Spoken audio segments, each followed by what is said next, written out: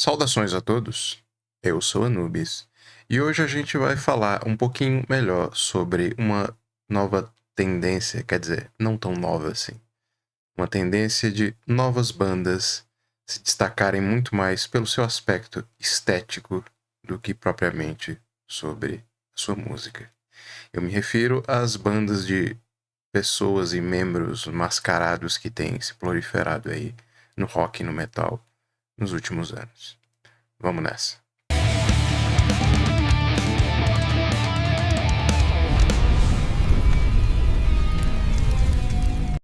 Bem, a primeira coisa que você poderia falar diante de um vídeo desse é a tremenda hipocrisia de alguém mascarado como eu tá falando aqui sobre bandas mascaradas e artistas que pintavam o rosto nas suas performances. Bem, no meu caso é um mero recurso para tanto chamar atenção quanto para preservar a minha identidade pessoal, uma vez que eu não quero me expor nas redes sociais. Mas o que eu quero chamar a atenção aqui, o que eu quero levantar, a proposta do vídeo, é a gente conversar um pouquinho sobre uma tendência que eu notei nos últimos anos de músicos e bandas se destacarem e chamarem atenção muito mais pela estética do que propriamente pela sua arte e pela sua música. Eu acho que essa tendência no rock, ela surgiu pela primeira vez talvez num cara que não é tão conhecido assim no rock, no mainstream, no metal, mas é um cara que foi muito influente para determinar aí tudo que veio em seguida. É um cara chamado Arthur Brown, nos Estados Unidos. Ele foi um artista meio doidão, meio experimental ali nos anos 60 nos Estados Unidos, uma época que também era muito doidona e muito experimentalista. E ele acabou se destacando muito mais pela tendência que ele tinha de pintar a cara, de fazer pirotecnia e maluquice nas suas performances, né? O ponto é que ele não foi um artista assim tão grande como vários outros artistas dos anos 60, como Janis Joplin ou Jimi Hendrix, etc. Mas o fato é que ele chamou muita atenção e despertou essa centelha de chamar atenção pela estética muito mais do que pela música. Eu não posso deixar de mencionar aqui a tendência e a marca, né, brasileira que nós temos no meio de todo esse processo, que foi com os Secos e Molhados, por meio principalmente, né, do Ney Matogrosso, né, que é uma banda que eu acho incrível. É uma pena que durou muito pouco tempo, mas durou o suficiente para deixar meio que o seu DNA, a sua marca registrada na música brasileira e no mundo de maneira geral. Porque sempre tem um certo boato que surgiu aí nunca foi devidamente esclarecido, né? Mas parece que o empresário do Kiss andou aqui pelo Brasil numa época onde o Secos e Molhados estava se destacando e olhou para essas máscaras, essas pinturas e falou: interessante. E dizem que ele acabou influenciando os membros do Kiss a adotar toda essa estética de máscara, de pintura e etc. E o Kiss aqui não poderia também ser deixado de comentar, porque talvez seja a banda seminal disso. É a banda que conseguiu transformar sua estética visual ali praticamente na sua identidade, muito mais que isso na sua música. O Kiss é uma banda legal, eu gosto porque é um classic rock, né? Um hard rock, classic rock. Eles não se destacaram propriamente pela música, uma vez que o que eles fazem não é algo de tão especial assim. O que fez o Kiss realmente se destacar foi a estética. Foi o fato de que essa banda chamou tanta atenção com a sua aparência que ela conseguiu transformar os personagens, os músicos, em verdadeiros mitos, né? E criar uma mitologia em torno disso, né? O Kiss talvez seja a banda mais comercialmente bem sucedida da história, uma vez que o Kiss conseguiu transformar os seus membros em bonecos, em revista em quadrinhos e etc, etc, etc. Eu desconheço uma banda que conseguiu transformar tudo aquilo que ela produziu para além da música em um produto de consumo e transformou a sua identidade numa coisa icônica ao ponto de todo mundo reconhecer a língua do Gene Simons quase como um símbolo universal do rock. E também, mais ou menos nessa época, teve um músico que foi muito influente para tudo isso que acabou se disseminando, que foi o Alice Cooper. Ele propriamente, vamos dizer assim, não se destacou também musicalmente. Sim, ele não faz nada que seja tão icônico, tão único que tantos outros não tenham feito, né? Mas ele trouxe essa estética dark, pesada, essa coisa meio vampiresca para o mundo do rock e do metal. E acabou meio que pavimentando ali o caminho para outros artistas, como O King Diamond, que fez a mesma coisa nos anos 80, com aquelas maquiagens pesadas, né? King Diamond foi paulatinamente, né, do Kiss, do Alice Cooper até o King Diamond, o som foi ficando mais pesado, aparentemente a estética também. E o King Diamond, junto do Alice Cooper e do Kiss, talvez sejam os pais daquilo que a gente foi chamar depois, algum tempo depois, né, de black metal.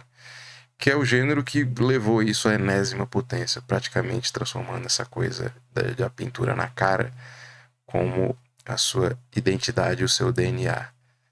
De forma que é quase impossível pensar numa banda de black metal sem pesar nesses aspectos estéticos, né? Eles transformaram a tinta branca e preta nas máscaras dos rostos em praticamente a identidade do gênero. Não sou muito fã do gênero, não gosto muito de black metal porque eu acho um estilo meio pobre musicalmente, muito viciado ideologicamente, falando basicamente da mesma coisa. Mas eu acho algumas bandas muito interessantes, como o Behemoth, Dimmu Borgir, enfim, são bandas que muito mais se destacam pela qualidade do que eles fazem do que propriamente por alguma inovação musical em si. O ponto é que isso transcendeu o rock e o metal, né? Muitas outras bandas, décadas depois, já no final dos anos 90, por exemplo, nós temos o Daft Punk, que é uma banda francesa de eletrônico que transformou a identidade, preservou, né, a identidade dos seus membros em torno ali da identidade de robôs que faziam música eletrônica. De uma forma muito apropriada e peculiar, de uma forma que o Daft Punk, ironicamente, ele não se destacou tanto pelo aspecto estético dos robôs, mas mais pela música. O Daft Punk é uma banda que se tornou mainstream e as pessoas, muita gente que ouve e gosta das músicas Daft Punk nem sequer sabem que eles são homens mascarados com máscaras de robôs. E já nos anos 90 isso transcendeu completamente o limite, né? Eu acho que talvez a banda que tenha transformado sua identidade visual em algo assim único foi o Slipknot. O Slipknot, novamente, é uma banda de new metal, mas propriamente o que eles fazem, embora eu goste bastante da banda, eles não fazem nada que seja tão único assim. Várias outras bandas dos anos 90 e do new metal exploram a mesma sonoridade, embora o Slipknot com mais propriedade, né? E talvez isso tenha feito a banda, não somente no aspecto estético, mas musical, ser talvez a maior banda de new metal de todas. O Slipknot foi um fenômeno tão grande que ele hoje tem praticamente um festival, né, que é o Knot Fest, que transcende países, né? É meio que um festival itinerante que consegue congregar várias bandas e isso é o símbolo absoluto da vitória do Slipknot, né? Comercialmente. E teve um impacto muito grande na minha geração. Eu imagino que todo mundo aí que foi dos anos 90, dos anos 2000, que cresceu nessa época, cresceu com essa identidade do Slipknot, que foi o equivalente ao que a geração dos anos 70 e 80 teve com o Kiss, né? Enfim, todas essas bandas são icônicas, elas se destacaram pela sua qualidade, e a estética, evidentemente, ajudou bastante no processo de tornar elas mais famosas e evidentes. O ponto é que o que eu queria transmitir e compartilhar com vocês é uma tendência que eu observei nos últimos anos. Todo mundo que gosta de rock, de metal, simplesmente percebeu que meio que o gênero morreu, entre aspas, né? Dos anos 2000 para cá.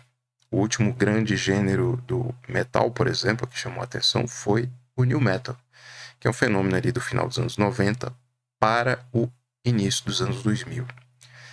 E desde então, nada de novo surgiu musicalmente, né? Sempre existem e sempre existirão bandas boas que vão se destacar, mas aquele fenômeno de um gênero, como foi, sei lá, o heavy metal e o thrash metal nos anos 90, ou, perdão, nos anos 80, nos anos 90 também, mas nos anos 70, nos anos 60 foi o rock psicodélico, nos anos 70 o progressivo, nos anos 80 o heavy metal, o thrash metal, nos anos 90 o black metal, o new metal, enfim. O rock e o metal eles sempre souberam se reinventar musicalmente ao longo das gerações. O ponto é que isso meio que morreu depois do new metal. Nenhuma outra banda, nenhum outro gênero surgiu assim que se tornasse tão icônico, né?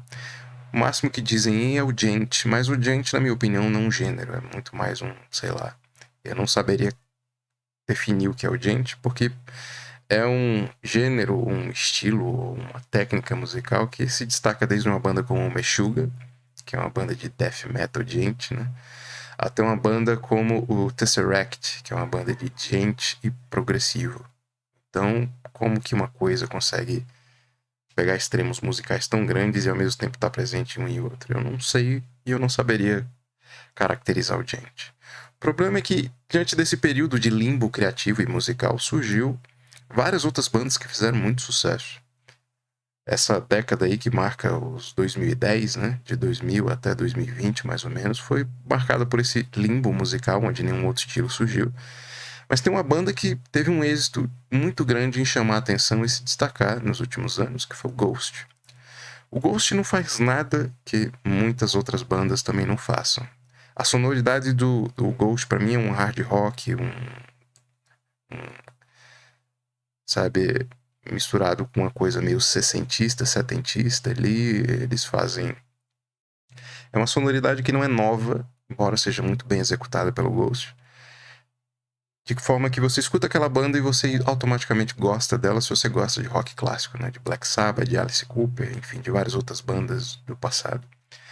O que fez o Ghost se destacar, na minha opinião, foi a capacidade deles terem uma estratégia comercial de, novamente, vender essa coisa de máscaras e da aparência para uma nova geração, como é esta nova geração aí de 2010 para cá. E por causa que é uma música que, apesar da aparência pesada, né, da banda, o som é muito acessível. É novamente esse rockzinho dos anos 60, 70, um classic rock com elementos meio dark, meio pesados, meio doom, enfim, não saberia definir o Ghost de uma maneira apropriada, mas o que o Ghost faz não é nada de novo. É como se fosse o Kiss para essa geração, só que com o fato de que o Kiss foi uma banda 1000 vezes mais relevante, né? É uma banda que influenciou todas essas outras bandas que vieram em seguida. Então, de uns anos pra cá, eu notei que surgiu uma outra banda que talvez seja a maior de todas e que mais surfou essa onda, que é o Sleep Token. Eu não gosto tanto da banda, eles não fazem nada que musicalmente seja muito original, muito relevante. Eles pegam ali elementos de post-rock, post-metal, emo, progressivo, sei lá, e eles fazem de um jeito meio único deles, mas que novamente não é tão único assim, uma vez que são sonoridades que já foram exploradas por outras bandas. Novamente, o Sleep Token para mim se destaca porque ele vende essa vibe de máscaras de identidade oculta dos músicos de uma maneira que é um produto para uma nova geração. Eles criaram toda uma mitologia envolvendo a banda e daí a derivação do nome do Sleep Token, enfim, toda uma história que eu não fiz questão de me aprofundar, porque eu não gosto tanto assim da banda. Novamente, eles não fazem nada de original, mas eles conseguiram ter um êxito comercial tremendo aí. E tem várias outras bandas aí, eu citaria aqui o Slot to Prevail, que é uma banda russa de deathcore, que o vocalista não usa máscaras, mas os outros membros usam. Uma banda portuguesa chamada Gaerea, se eu não me engano, de músicos que são portugueses e usam uma espécie de saco na cabeça com um sigilo de Goécia no rosto para meio que preservar a identidade dos músicos. E até uma outra banda muito interessante, né? Duas bandas, né? Você vê como esse fenômeno é transversal. Que é uma banda chamada Batushka, que é uma banda polonesa de black metal, onde todos os músicos se vestem como se fossem monges. E eles tocam um black metal ali que tem uma essência meio bizantina, meio de cristianismo ortodoxo, em detrimento dessas bandas mais ocidentais que criticam o protestantismo ou o catolicismo. E uma outra banda que é aqui abraçando o catolicismo de vez, que é uma banda chamada Dogma, que é uma banda, se não me engano, suíça, de mulheres que se vestem como freiras. Então, qual é o meu ponto aqui? Veja, como eu citei aqui para vocês, existe uma miríade de bandas que exploraram essa dimensão estética, né, musicalmente. Isso criou uma geração inteira de fãs. Isso era extremamente original ali nos anos 60, 70, 80, quando tudo isso surgiu. Isso era absolutamente novo, sabe? Os Beatles nunca usaram máscaras ou pintura no rosto. O fato é que essas outras bandas usaram e se destacaram por causa disso. O ponto é, isso hoje não chama tanta atenção assim, a não ser para uma nova geração. Essa geração que não cresceu como eu, ou uma geração passada que cresceu vendo Kiss, ou a minha geração que cresceu vendo Slipknot como coisas extremamente originais, ela tá crescendo agora vendo essas novas outras bandas. E talvez isso seja um meio de novos músicos se venderem para essa nova geração de músicos. E apesar de musicalmente a música, o metal, o rock não ter se renovado tanto, não ter surgido um gênero ou subgênero que demarcou essa nova era, essa nova geração, talvez esse elemento estético seja um último recurso que essas bandas, esses artistas tiveram para tentar chamar a atenção. Eu parei para pensar nisso vendo muitos fãs aí novos de Sleep Token, pessoas que pela primeira vez estão tendo contato com rock e com metal, graças a uma banda que, como eu disse a vocês, não tem nada de tão especial musicalmente, que outras bandas já não tenham feito, mas que se destaca pela estética, né? Então, o diagnóstico aqui é que talvez o rock tenha morrido de fato. Eu acho que o rock conseguiu se superar aí décadas a fio, se reinventando, exatamente porque sempre veio uma geração explorando um gênero diferente e tal, usando máscaras ou não. Mas meio que isso acabou, porque não existe mais nenhuma música que possa soar de forma única e original. Todos os estilos e os experimentalismos já foram feitos. Isso vai desde o Beatles ali pavimentando o que a gente conhece como o rock, até o System of a Down nos anos 2000, misturando new metal com música tradicional da Armênia. Então, o que mais pode ser feito para se chamar a atenção e ser original musicalmente? Praticamente nada. Então, o que restou a esses artistas seja essa dimensão estética mesmo. E talvez isso seja um sintoma muito trágico da morte do rock. Porque musicalmente nenhum artista pode se destacar mais musicalmente. Então o que restou foi essa dimensão estética. Foram várias bandas que tentam ser uma mais mascarada e mais misteriosa que outras, do que propriamente se esforçar para produzir algo único, já que isso não pode ser mais feito. Enfim, trouxe esse vídeo mais para trazer uma reflexão aqui que eu gostaria de compartilhar com vocês. E eu gostaria de ouvir a opinião de vocês também. Fale aqui nos comentários o que você acha de tudo isso. E é isso que eu tinha para trazer para vocês. Lembrando aqui a vocês que eu sou um parceiro da Amazon. Vou deixar todos os links aqui dos serviços da Amazon. Se você assinar algum desses serviços, comprar algum produto, você me ajuda a manter este projeto no ar. Então é isso que eu tinha para trazer para vocês. Vamos continuar essa conversa aqui na seção dos comentários, porque eu quero ouvir a opinião de vocês. Até a próxima. Obrigado por assistir o vídeo até o final. Siga o canal se ainda não for inscrito, ative as notificações, curta, comente e compartilhe. Assim você contribui para fortalecer o projeto. Na sua tela e na descrição do vídeo existem mais formas de me ajudar e links para os meus outros canais e demais redes.